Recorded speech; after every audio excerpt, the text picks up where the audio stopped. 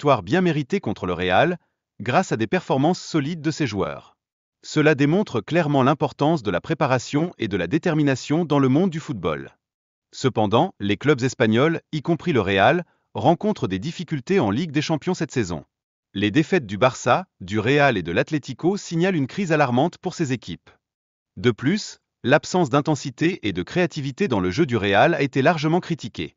Pour une équipe, il est essentiel de mettre la pression dès le début afin d'obtenir de bons résultats.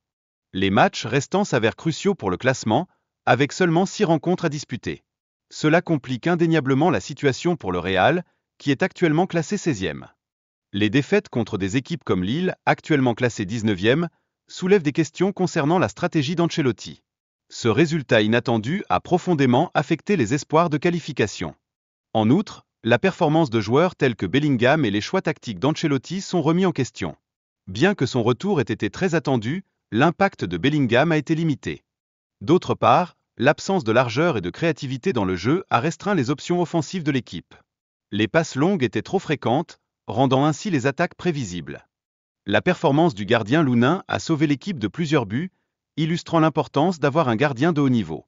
Son double arrêt incroyable a constitué un moment clé du match. Cependant, des erreurs individuelles, comme celle de Camavinga, ont coûté cher à l'équipe, notamment avec un pénalty concédé. Il est impératif d'améliorer la gestion de la pression dans la zone défensive. Bien que Lille ait eu plus d'opportunités que le Real Madrid, l'incapacité à marquer a déçu les supporters. Cela met en lumière un manque d'efficacité offensive qui doit être résolu. Les erreurs défensives du Real, dont celle de Camavinga, ont été cruciales, permettant à Jonathan David de scorer. Cela souligne la nécessité d'une défense solide dans les matchs de haut niveau. Le changement tardif de Real Madrid, avec l'entrée de Mbappé, n'a pas suffi à renverser la situation. L'équipe a paru désunie, contribuant ainsi à une performance médiocre. Les performances de l'équipe sont désormais comparées à celles de Bayer Leverkusen, qui affiche des résultats prometteurs. Cela nourrit des doutes sur la capacité du Real à concourir au plus haut niveau. En outre, la gestion tactique de Carlo Ancelotti est critiquée pour son approche prudente, qui semble négliger le potentiel offensif de l'équipe. Cela soulève des interrogations sur son style de jeu. Le manque de créativité offensive de Vinicius a été particulièrement apparent, décevant ainsi les attentes placées en lui. Son incapacité à dribbler a limité l'impact global de l'équipe.